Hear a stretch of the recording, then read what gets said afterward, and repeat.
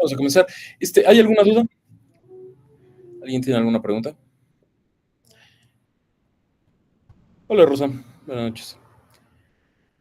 Bien. Bueno, vamos a dar unos minutos para que se conecten más. Mientras, vamos a empezar fuerte con esto. Alma, te va a agarrar de voluntaria otra vez. ¿Andas por ahí?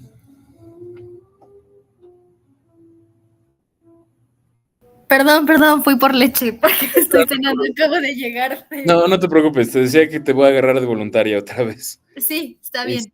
Okay, let's start with this simple question. What have you been reading? What have you been hearing? Anything relevant in the world these couple days? Well, I've been reading a book that it's called All About Love of Bell Hooks. And she basically is telling us about her experience with love. I'm reading only the introduction because I'm busy with work, but she was telling that she was a little hopeless about love because she was went for a breakup, and well, the people that were around her were like with a lot of fear about love and all that stuff. So she's telling us about the process she went about this. Well, I'm reading like the introduction, so I'm not much into the book, but yeah. Actually, it's quite a good book. I'm not a big fan of this kind of literature, but I happen to read this one. And it's quite interesting because, like you said, she's talking about her experience about love. But one thing that I really like about the book is that she tries to get away from this romance idea of love, this romantic idea of love. So the thing here is that she tries to explore the how love forms these connections between people. It's in one point, if I remember it right, um, she says that love is the root of happiness, and Mhm. at the same time she says that it's about compassion. And there's a very interesting part actually, when she tries to explain how love is the foundation of social justice. I found it quite refreshing, because I'm not if I love going to the movies, right? And if there are five options and one of those is a romantic movie, I would never go to that. But yeah, to be honest, but the idea here of this book is quite interesting. I'm an avid reader, and this book came to my hands from a friend, and I enjoyed it. Easy reading, I liked it. And one thing that is sure is that kept me interested about the work of Bell Hooks. Probably I should look for something else, but it's interesting. Um, I'm going to ask you something because we can start with a conversation with this. How old are you, if you don't mind me asking? I'm 21. 21. So you are half my age, actually. And how many books do you read? No, no, no, no, no, um, no, no, no. Sorry. Let's change that question. I hate that okay. question. Do you enjoy reading? Yeah, I enjoy it. Also, I wrote a book. I'm an author. Oh, excellent. So my question is completely obliterated after that, because you are into reading, into writing. My question Yeah. would be like something like, do you think that your generation is still reading? No, I think if my generation reads something, it's not like reading. It's more like the these like audios. I forget the word. Like yeah, about audios. They search on YouTube a book of whatever, and they listen to the book. But I I don't know many people that still read. They don't know many books, or if they read, it's more like novels and science fiction and all that kind of books. Mhm. Oh, yeah, actually, I love novels. Science fiction is one of my favorite genres. But at the same time, I read a lot of science books, especially human studies, because I'm a historian. Yeah. And so I'm constantly reading things. The thing here is that I think that my generation sucks regarding attention span, Mm. but yours is out of the question. Yeah. It's sad to know this, but your generation has an attention span. Well, my generation has an attention span in average of 3 minutes. Your generation has an attention span of 17 seconds. That's Yeah. something to consider. And I think I blame social networks. Definitely. Yeah. Definitely is the main reason why my generation doesn't read anymore. Yeah, I think that your generation don't. Well, I'm generalizing. I don't like doing this, but it's a fact. Most of people nowadays don't even read cereal boxes. They are they have this idea of scrolling down all the time, and if these doesn't have bright colors or music, I'm not going to read it, to watch it. And how long do you spend scrolling down? I suppose that you have a TikTok account. Yeah. So how much time do people stare at one video before scrolling down? I think it's that attention span is getting shorter and shorter. Yeah. Like 3 seconds.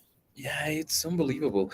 Especially if you I'm a content creator in terms that I am a musician. I from time to time I don't do that that often anymore, but it takes a long time to create a video of Yeah. in my case of myself playing, and for one guy to stare at 3 seconds is like, dude, why the hell I'm going to play the whole song if people are only going to watch 3 5 seconds. So it's getting crazy. I don't know what's gonna be the next step into this social network social media consume, sorry. But very good, Alma, we started a very good conversation here. Let's see if the rest of the classmates are up to the task. Ok. Bien, ahorita, ¿quién entendió? ¿Quién pudo seguir más o menos la conversación que acabo de tener con Alma?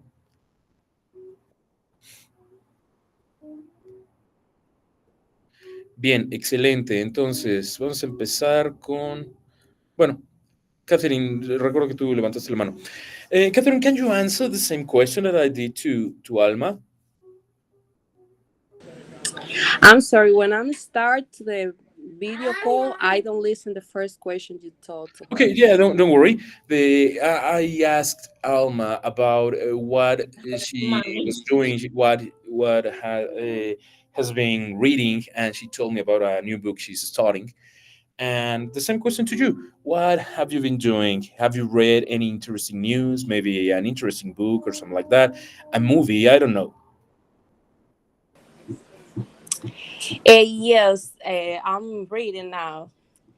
But the number is Heartless. Is the number in English? It's a new books we are reading. I'm in a group of girls reading a books for time. So we take the time for read a book and speak about it. And I only read for now 40 page, but for now I think I'm doing good. And I'm completely agree about what do you say about the social media, because before I really eat book all the time, but now for the social media I do it in time trying to do this. I have a baby and it's a little more hard to me, but the other way for going to TikTok and doing more time is more easy, I think. But when I'm start reading now, oh my gosh, it's very different. I need to take my time, concentration, don't think about go to my social media pages. It's hard. One question: the book that you were reading, Headless, is by this. It's about a ghost writer. It's book about the Queen of the Heart of Alicia en el País de las Maravillas. Oh. No, Yes, no, it's no. about what happened. It's about the Queen of Hearts, Red Yeah, Hearts, and it's yes. about what happened, the reasons. In the book, you can see the reasons she has for doing bad in the movie or in the book. Okay, who's the author? Oh, let me see. Because it's there. Because I was thinking about a different Headless book. Let me tell to you.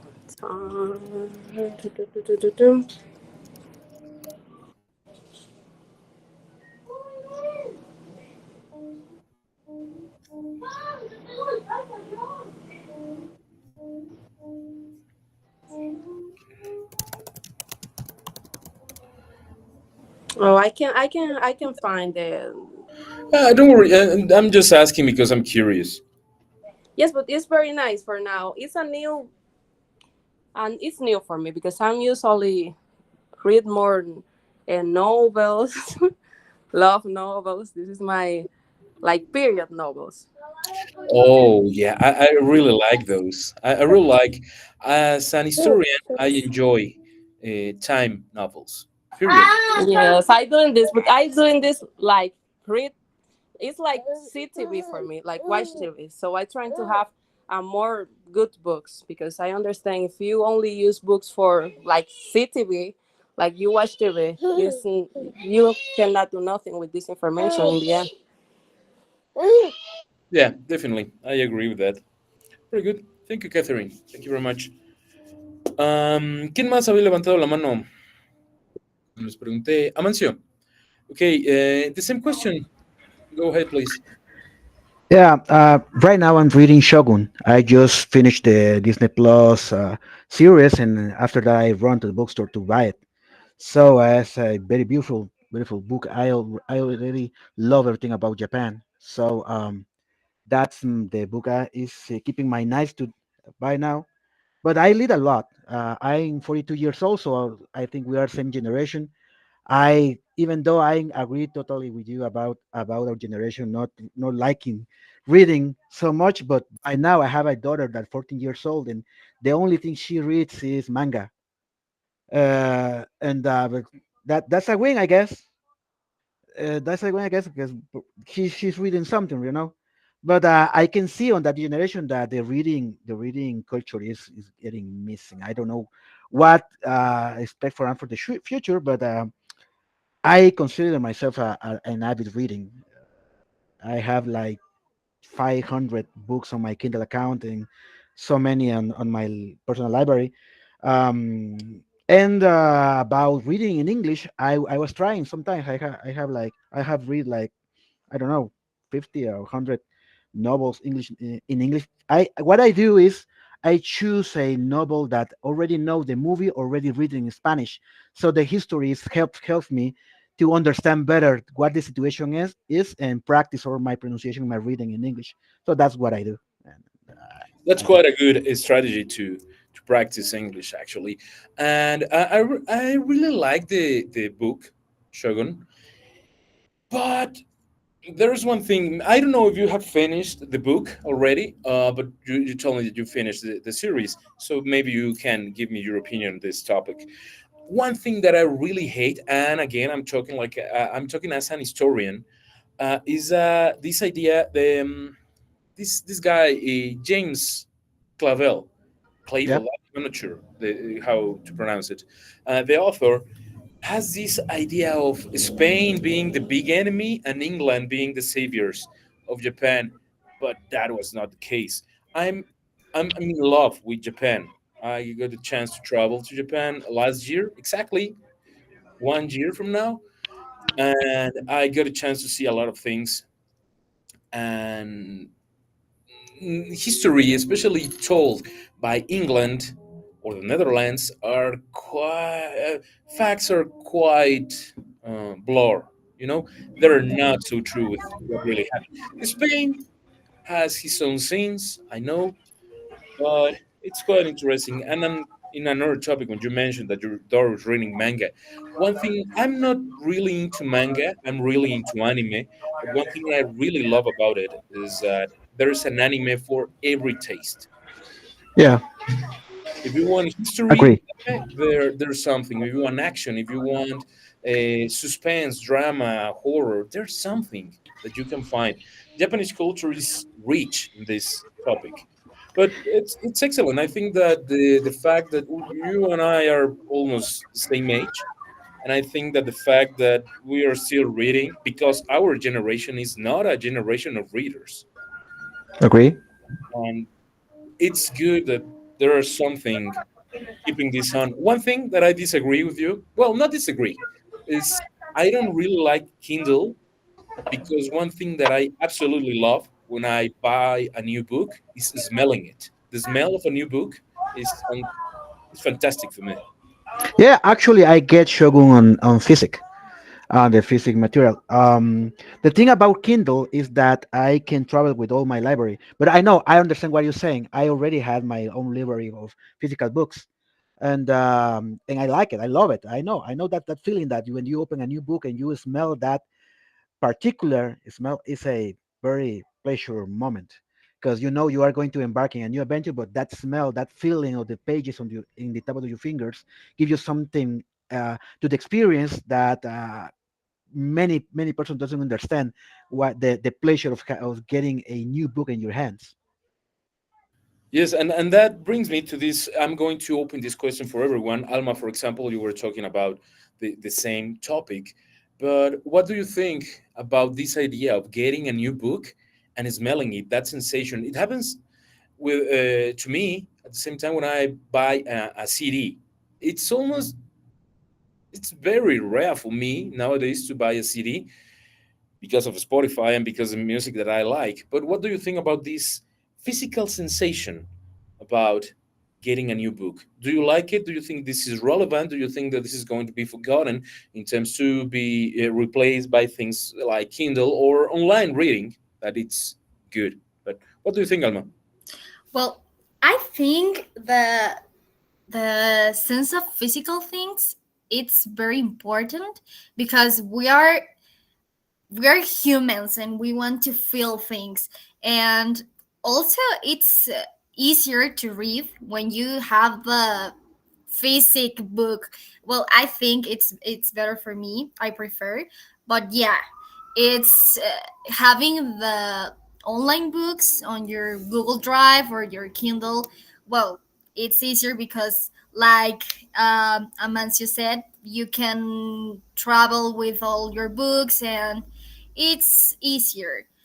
But well, I think nowadays the physical books, I think in a future they're going to disappear because now everything is online. So yeah, are the ebooks and all that stuff. So I think they're going to disappear. We like it or not. Yeah, especially because paper is becoming more and more expensive. Oh Uh, yeah. just before going on, les puse una encuesta. Igual quiero que todos empiecen a participar, aunque sea con estas pequeñas actividades como esa encuesta. Contéstenla, por favor, ya saben dónde está, en el icono del triángulo, cuadrado y círculo. Rafael, go ahead, please. Hey everybody. For the last couple of weeks I was traveling, so I couldn't really join the class. But I don't agree with you guys in the fact that I don't think the books are gonna disappear.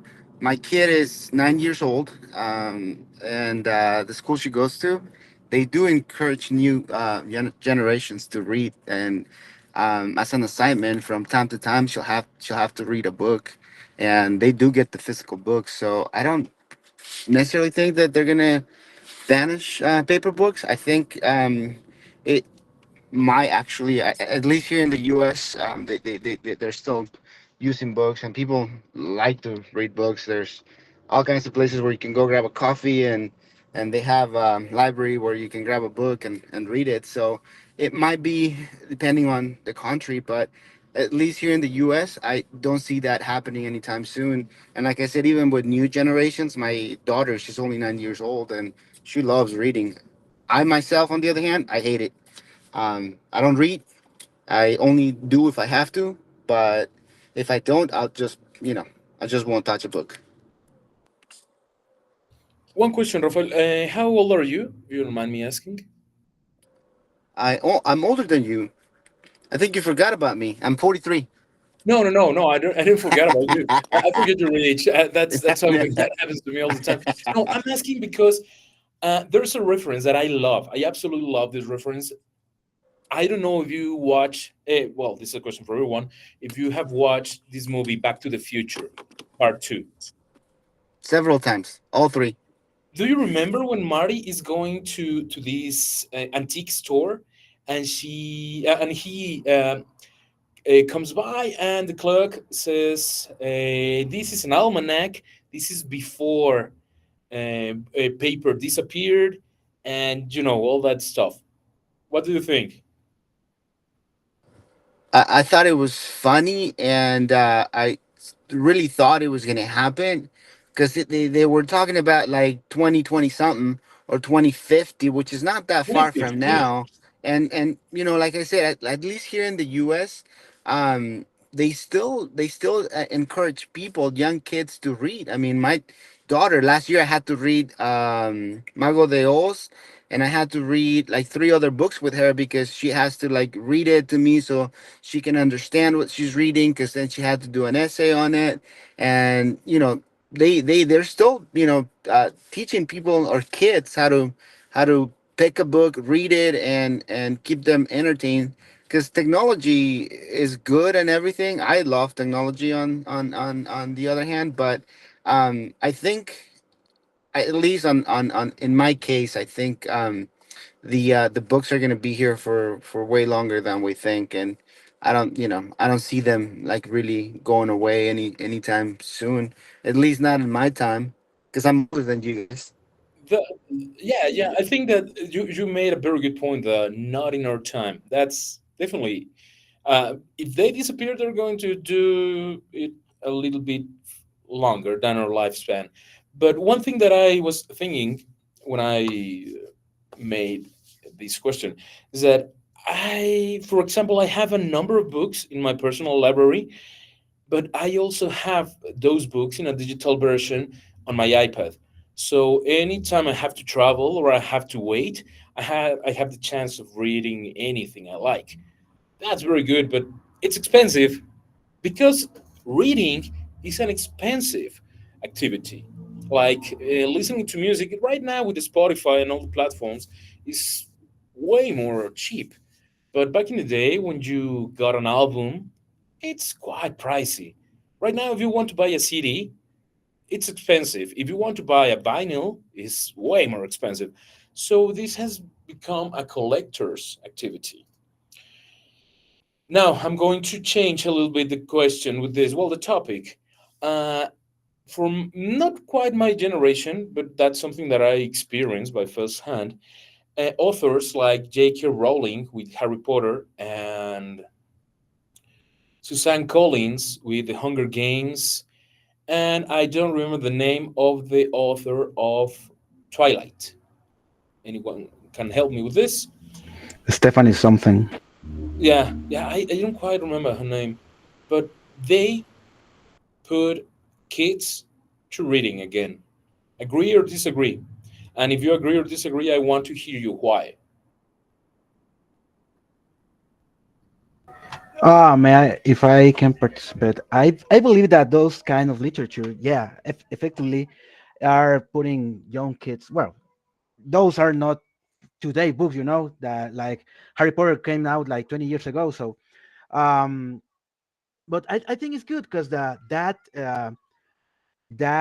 desire of kids getting a book or reading it, it tries to participate on the culture of that reading culture, is in some kind is good. But I also think that reading should be as in entertaining, but as in educative also. So books like Lord of the Rings, or fantasy books. I love Lord of the Rings, or John Grisham, or even though the same James Clavel, um, teach something. I don't know if I can. I can find the words to express what I'm thinking. It's like this is very very light reading. is pointing to little kids. But there's all kind of reading, as you were saying, like science books or historic books, even though novels that even though have what, as also you were saying, that they are not as historical accurate as it should be, but teach you something about the past or imagination. So I could say that yes, it's very good that those kinds of books, those series, teach kids teach kids to read or attracted them to the culture of reading, but also the substance of the reading itself perhaps is just like the same thing they're doing with the TikTok, something like it's just for a while, and after that the next thing come on. Yeah, yeah, absolutely agree with that. Yeah, and you were right. Harry Potter has been around. The first book was written in 1997, so it's close to 30 years. So kids who read those books are not kids anymore. So it's something to take into consideration. Very good, Alma. Yes. Yes, well, I'm agree with Amancio.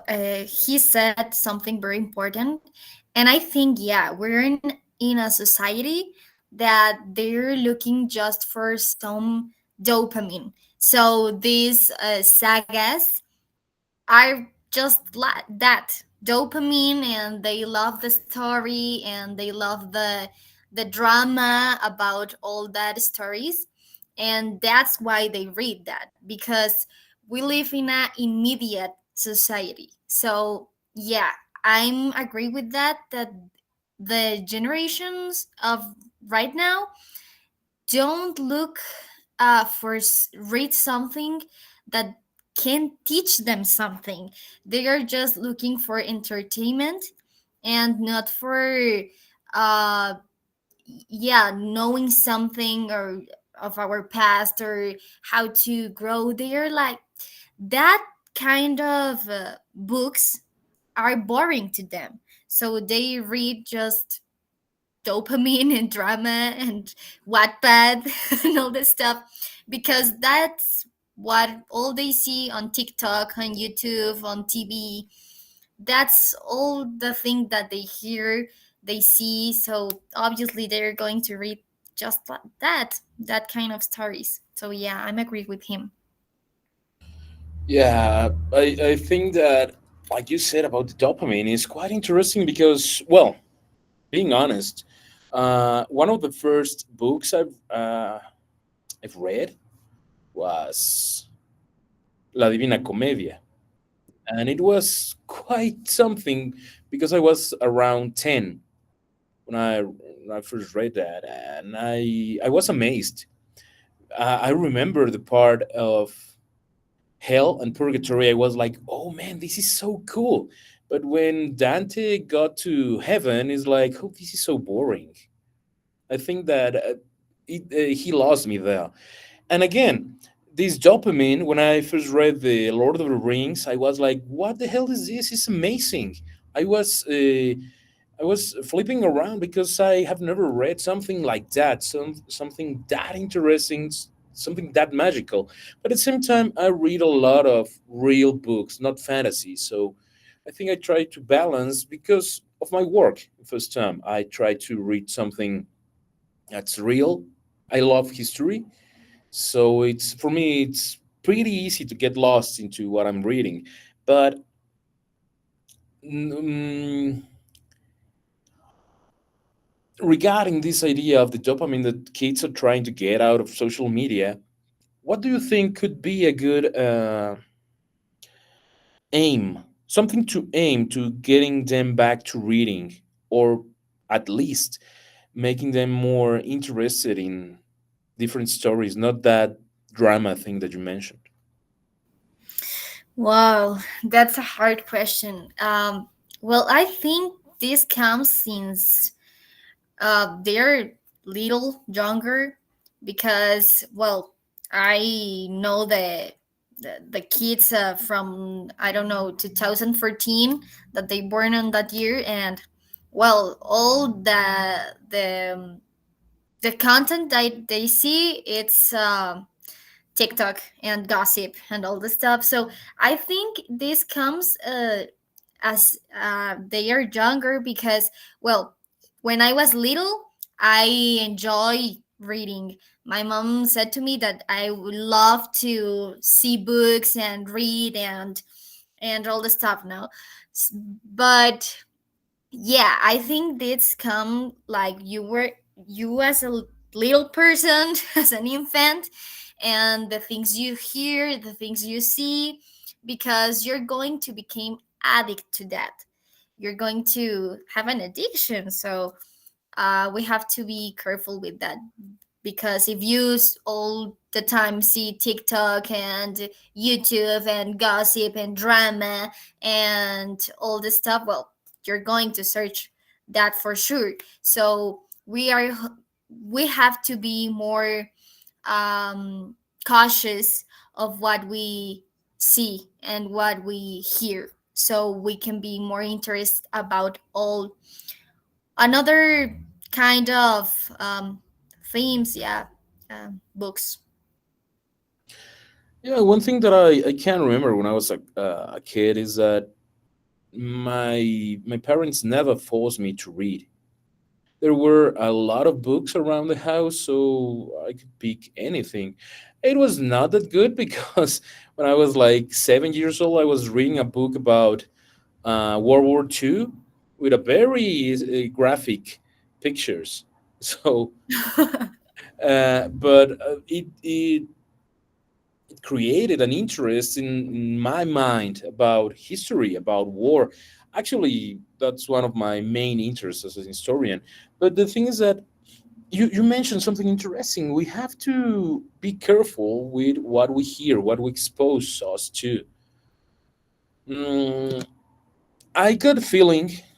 I want to hear all of you about this. Well, your opinion about this.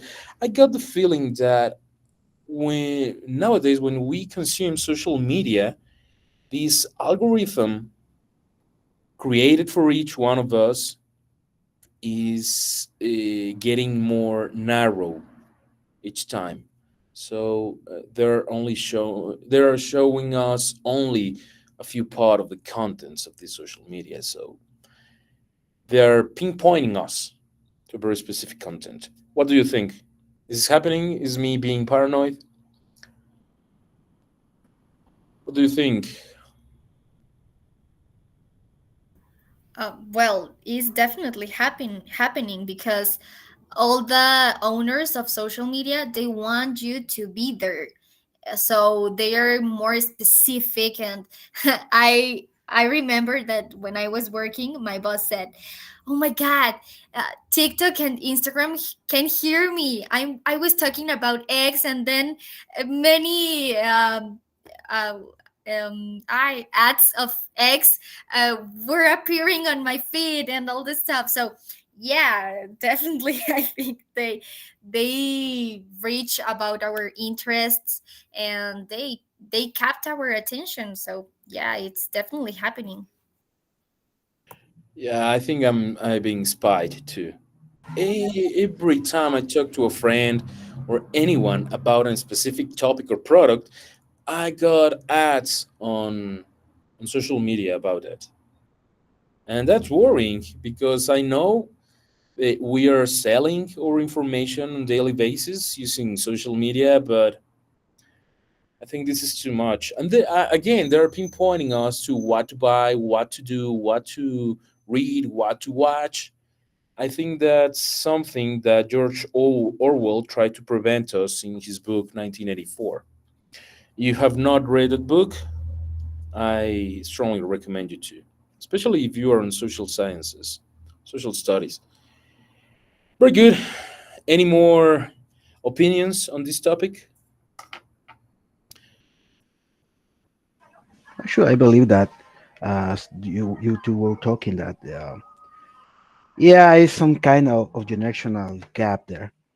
And for example, when I was a kid, yeah, as you were saying, I'm also my dad doesn't force me to read, but he has a very big library.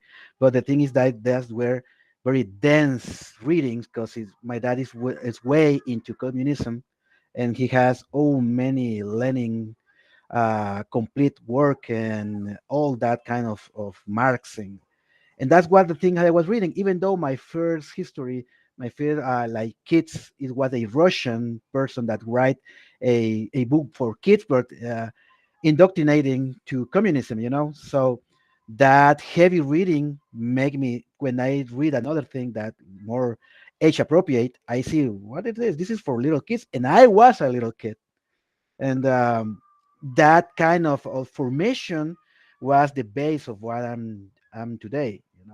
About the liking and the choosing of reading. I also love everything about fantasy. I also love everything about manga, about anime. But I also love science books, and my favorite about science is all to do with astrophysics, like Neil deGrasse Tyson, all that kind of authors. That's something that it's really interesting for me too, reading about astrophysics specifically, because being honest, I don't understand a lot of things about that, but I really like learning new things about. So it's very interesting. Now, you mentioned that you were reading books for kids with a communist orientation. Have you read this book? I honestly don't know the name in English. In Spanish, it's Poema Pedagógico by Anton Makarenko. Have you read that? I don't recall, but I recall reading one that said how your dad was when you were younger. That's like a history is about a little kid that uh, his father re- tell them a story about his own childhood, informed story. But no, I'm not familiar with the book you say. The book I was talking about, this Poema Pedagógico, is about a teacher. Actually, he's in charge. He's the director of this correctional farm for underage criminals.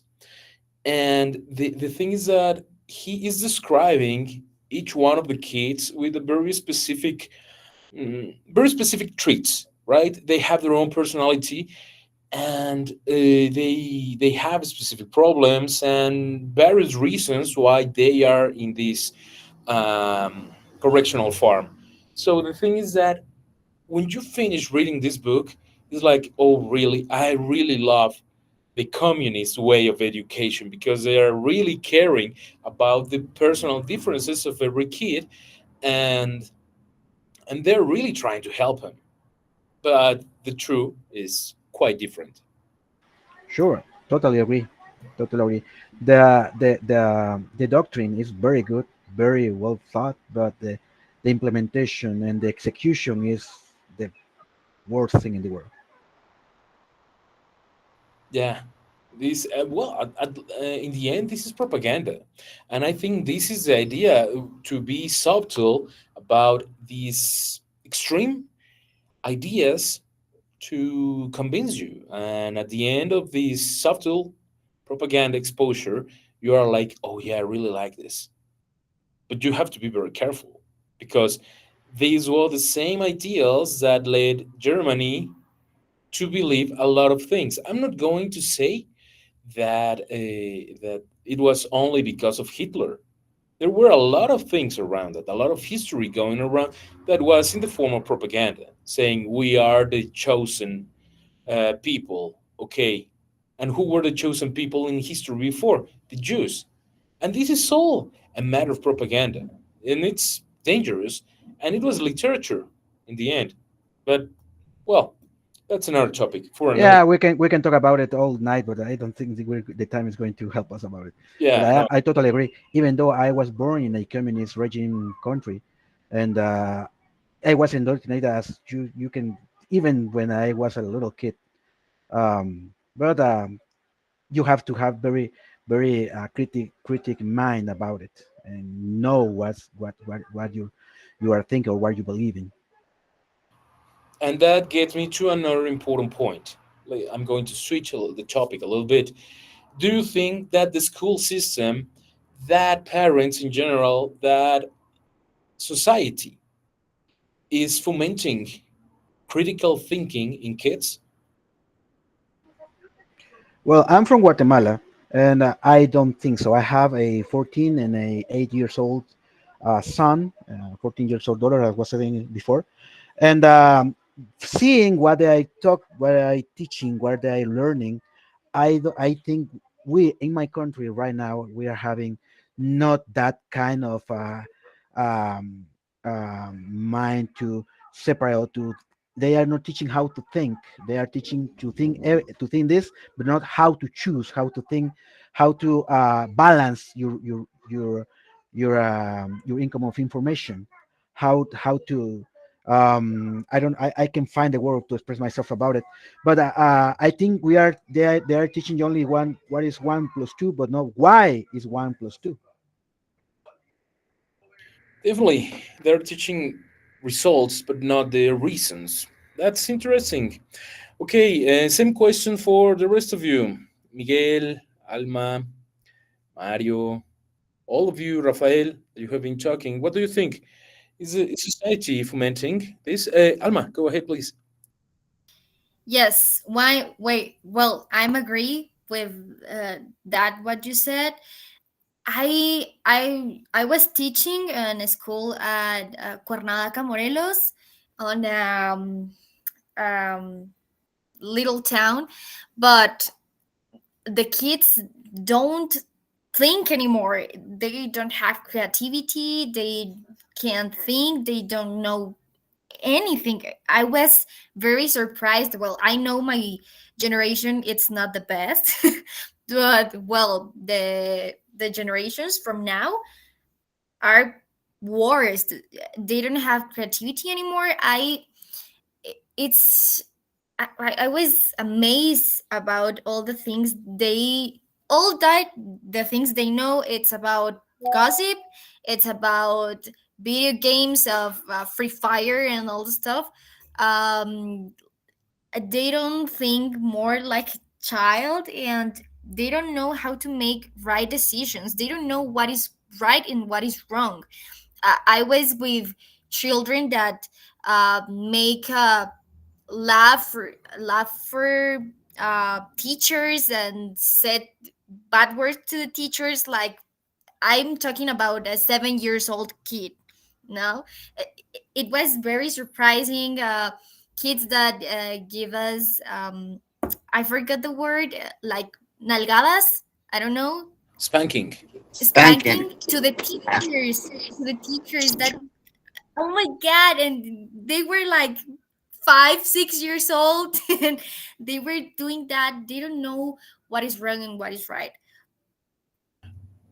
Um, I've been teaching for quite some time, and I have students from 10 to 12 to teenagers. Lately, in the same institution, I was a high school teacher. I was an English, history, and philosophy. Those were my subjects in the high school. And one thing I can tell you is that, yes, they are tired all the time. They don't want to think, they want quick results. Obviously, and I'm happy to tell you this, there are exceptions. I have some great students, Yeah. and they were a very creative critic, and I think as a teacher, it's my duty to explode this idea, to force them to think, to be more critic about things. Now, about what you said of a little kids spanking teachers, I can tell you, I can tell you something. When I've seen, and even people I know that have kids, they laugh when the kid tells a bad word or shows a bad behavior. Oh, and they are filming on their phones, and it's like, oh yeah, ha ha ha. But I think this is the root. I don't have kids, so I'm never going to presume how to raise kids. So it's only my impression. I strongly believe that if you don't correct kids when they're at this young age, you're going to have consequences like these. 7 years old and showing no respect for teachers is something that is going to have consequences at the long term. But okay, I'm going to let you talk. Cristal, yes.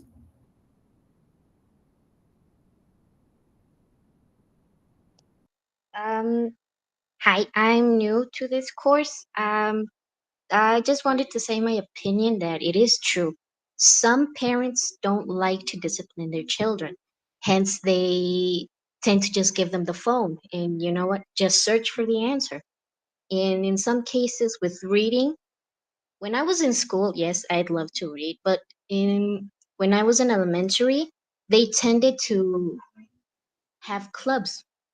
So they tended to have a little period for reading. We got to go to the library and such. But I guess in the same way that I'm saying, it's that in in my generation there was some type of discipline. There was the spanking, there was the time limit for bedtime, the rewards for, you did this, oh, you can watch TV now. You finish your chores, you can do this, you can do that. And most likely because not many kids like to go outside and play. They only have their phone, the tablet, the video games. It's all in the video games nowadays. Cristal, I think that I play more video games today than when I was a kid. And that's something quite interesting you're saying. They have these side activities like book reading club and things like that. But I think that a lot of schools don't.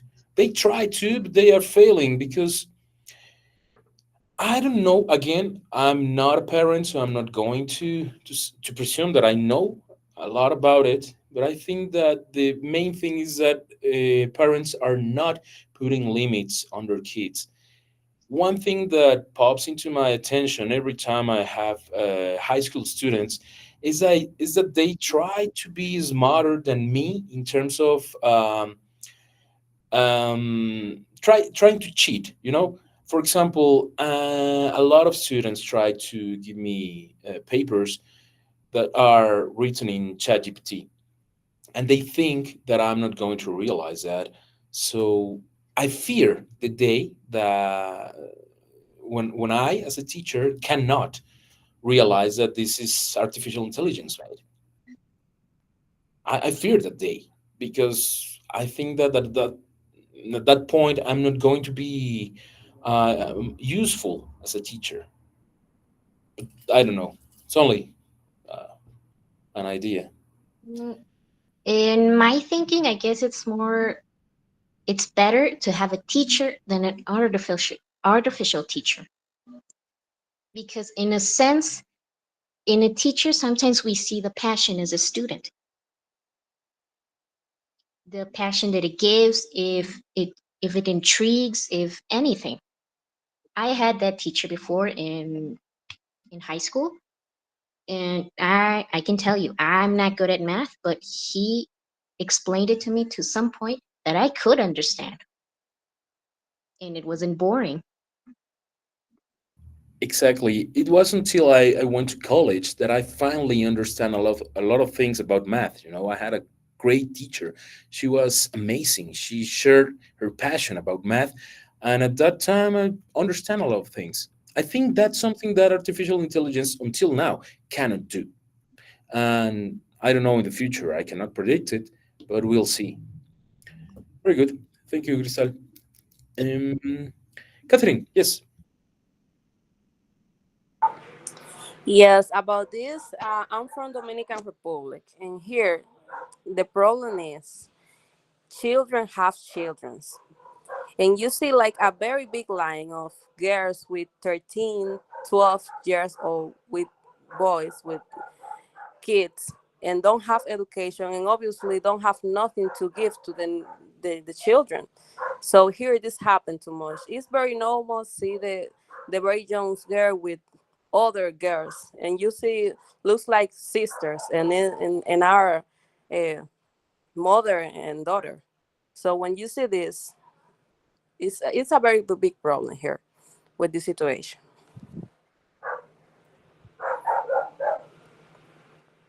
That's something that is not, I think it's not properly addressed for social programs. Kids having kids, that's a very strong assessment, and I think that's one thing that happens a lot in Latin American countries. And at the same time, I think this is one of the reasons that Latin America is getting behind in a lot of things. Sorry. Exactly.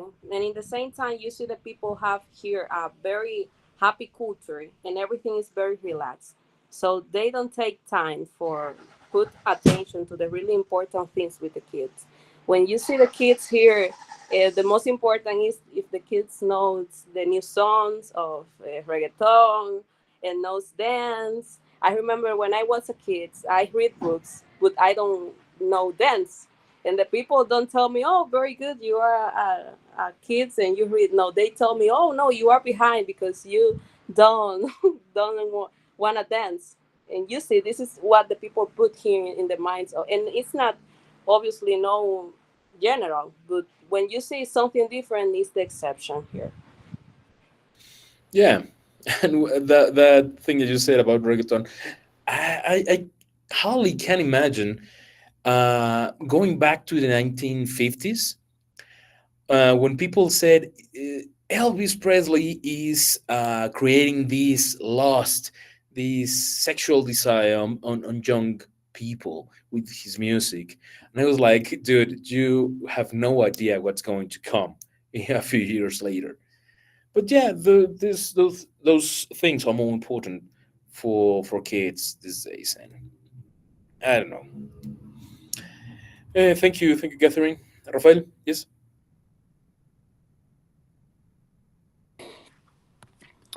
And in my case, um, I think the public system is what's wrong here in the U.S. My kids have the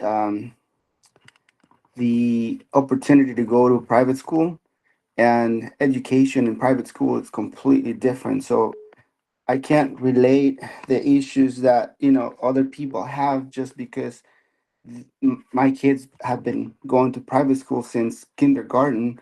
So the way they treat him, and with classrooms at 15 kids per class, it makes a huge difference.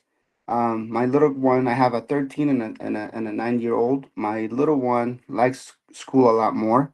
And when she got tested before the end of last year, she tested in a sixth grade level, and she's only in third grade level. So the education, when it goes from my public to private, it's day to night. It's just huge. There's a big difference, and they do teach good things for the kids. It's not a Catholic school. It's just a private school.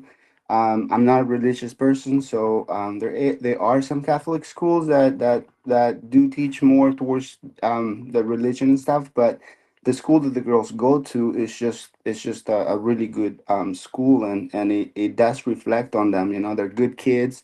They don't yell. They don't throw tantrums on the street. You tell them don't do it, they won't do it. You tell them do this, do that, and they listen. They just teach them, I guess, in a different way, where they're making better people, I guess, in a way to speak. And they go to sleep early, they get up early, they're responsible. They get in the car, they do their homework, they get home, their homework is done, they read. They have very limited time on the TV, and a lot of it, I think, it also has to do with us parents. You said you don't have any kids, so I understand that. But like guys like me that do have a family and kids, if you don't teach them the right things, they just go the wrong way. So a lot of it has to do with our parents. I grew up by myself, sort of, so I never had that guidance from my mom and my dad. But I didn't turn out that bad. That was precisely what I was going to say about this. I think that obviously a good school helps, but if you don't have a proper uprising, and it's going to be difficult. I attended a private school, but in difference of your daughters, is that there were 60 of us for classroom, and they were A, B, C, D, E, F, five classrooms for each grade. So we were 300 students. So to hell with personal education. And I think when sometimes you don't have like a parent's guide for a number of reasons, but if you have a critic mind and you take the time to realize what's right, what's wrong, and to understand that, you are going to transmit that to your kids. And yes, the school could be great, but if parents don't have a proper guidance, it's going to be useless. I'm positive about this because I've seen a lot of classmates from when I was in high school that had the same education, had um, opportunities, and they blew it away because they were like, I don't care. I have money. I can do anything I want. I'm going to treat everyone without respect. And I know there are not going to be consequences because that's what my parents have taught me. And in the end, I can quote, well, I can give you the example of two of my classmates that are in jail now because of that stupid thinking. They said, oh, I have money, I have influences. My dad has a very good political position, so there's no consequences, and they're in jail now. So proper guidance is something that is needed, and a lot of my generation parents are not exercising that influence, and I think that it's way dangerous. Again, I'm going to grow tired of saying this. I don't have kids, so I'm not going to presume that I know how to raise them. Very good. Well, the idea was to use the books that I asked you to, but I think that we get carried away with this topic. One final question. I'm going to pop the. Mm, mm, mm. Bueno, no se los voy a decir en español para que no haya problemas. ¿Les gusta este formato de discutir algún tema, que estén dando sus opiniones? Siento que es bueno, pero al mismo tiempo creo que muchos no están hablando. ¿Qué opinan? ¿Les gusta el formato? ¿Se les ocurre otra idea? Ok. Sí, A mí me gusta porque como que puedo escuchar otras pronunciaciones y cuando tú escuchas como a otras personas hablando un inglés mejor y con mejor pronunciación, al menos yo así aprendo. Muy bien. ¿Alguien más? ¿Alguna otra opinión? Quiero escucharlos. A mí también me gusta, o sea, sí me gusta la verdad este tipo de conversaciones porque pues, practicas muchísimo la pronunciación y el listening, pero sí creo que mucha gente no participa y pues no sé cómo se sienten que, pues por esa parte de que no todos participan. Sí, exacto. O sea, como les he comentado en otras clases, mi intención es que todos participen.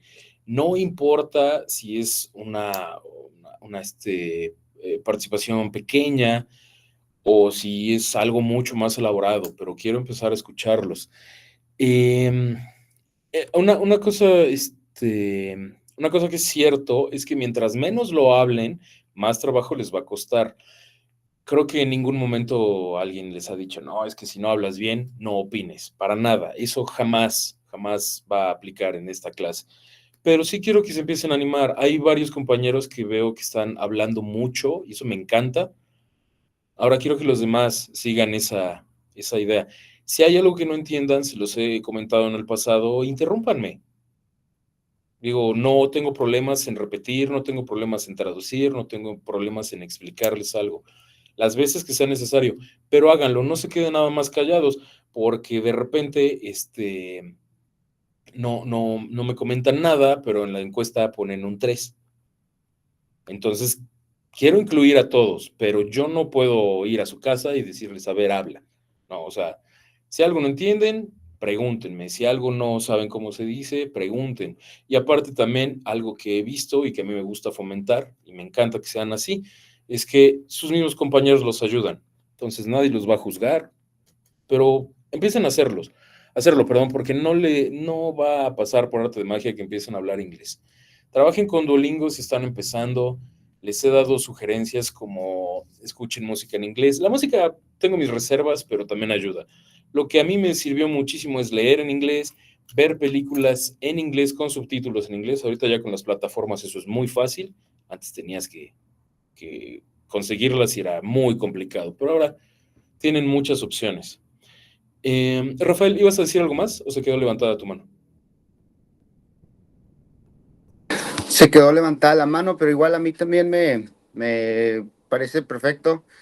Tengo amigos aquí que usan la aplicación para aprender español y igual y luego andan ahí preguntando, entonces pues sí, sí funciona, entonces es nada más de que pues le sigan practicando, porque sin práctica pues nada más no. Créanme, Duolingo sí sirve. No, no solamente Duolingo, pero sí los ayuda. A mí me ayudó con el japonés y pude regresar sin problemas. Miguel, dime. Okay, teacher. Good night, every. It's weird to talk in this group, but um, it's good. It's a few time for the class, not teacher. Sí, sí, sí, eso también creo que I es want to un... participate a lot, but uh, it's a it's a few time. I think. Sí. Respecto a eso, o sea, trato de que todos tengan así como un momento para hablar. Hay veces que nos dejamos llevar, yo incluido, y hablamos más tiempo, pero pues no se preocupen, creo que hay tiempo suficiente para que todos opinen. A mí por eso ya no me gusta irme tanto con temas más complicados, porque luego no, nos apasionamos todos. Pero, Miguel, te he oído hablar muchas veces y lo has hecho bastante bien. Entonces, simplemente si algo no está claro, pregúntame para que puedas dar tu opinión. Son temas muy sencillos, en teoría, entonces quiero seguirlos escuchando, ¿va? Okay, thank you, teacher. Nada, Julie, adelante. Buenas noches. Yo voy a dar como una pequeña observación. Pues a mí me gusta mucho trabajar con Duolingo porque he visto que pues también soy principiante, pero he avanzado alguito con Duolingo porque pues de hecho yo la verdad cero con el inglés, siempre le he tenido miedo. Ya al menos he entendido un poco más cuando ya los escucho, ya les entiendo un poquito mejor y pues ya también el vocabulario que he aprendido también ha sido un poquito más extenso, entonces sí, o sea, y de hecho me gusta mucho pues entrar a las clases porque pues escucharlos es chévere, importante pues porque ayuda también para el tema de la pronunciación, los ejercicios que su merced nos deja, por ejemplo, de los trabalenguas, las lecturas y eso, yo también procuro hacerlo pues porque pues es muy difícil cuando uno le tiene miedo a un idioma, como en mi caso, que yo siempre le he tenido como miedo, pero ya uno ve que haciendo los ejercicios y demás ya empieza a soltar un poquito mejor. Y esa es la idea, Julie. La idea, es, a fin de cuentas, es que no le tengas miedo al inglés, que el inglés te tenga miedo de lo bien que lo vas a hablar. Y es pura práctica. Yo sé que hay muchos cursos que ofrecen que van a hablar inglés en 3 meses y eso. Miren, eso es mentira. Ningún idioma se aprende en 3 meses. Pero como se dan cuenta, como acabas de decir, Julie, pues poco a poco vas agarrando más vocabulario, vas agarrando más la pronunciación, entonces es hora de ponerlo en práctica. Y van a ver, de verdad les puedo asegurar que mientras más hablen, más rápido van a aprender. No importa que se equivoquen, para eso es la clase. Pero digo, acá estoy siempre dispuesto a resolver cualquier duda. Eso ténganlo bien en claro, ¿va? Para que no después digan, no, es que no nos hace caso. No es cierto. ¿Va? Bien, vamos a dejarlos acá, ya nos pasamos. Ahora sí, para el martes, por favor, recuerden el libro que les pedí en PDF, puede ser el que ustedes quieran. Simplemente que lo puedan compartir en digital, ¿va? Y si no hay alguna duda, que tengan excelente fin de semana. Ah, perdón, Catherine, dime. Sí, puedes repetir la asignación, por favor, porque no estaba, creo, en la sala cuando lo dije. Solamente es buscar un libro en PDF que esté en inglés, el que tú quieras. Okay, gracias. Es sencillo de encontrar, ya creo que cualquier libro lo pueden encontrar rápido. Bien, Entonces, que tengan un excelente fin de semana, cuídense mucho y nos vemos el martes. Que estén muy bien.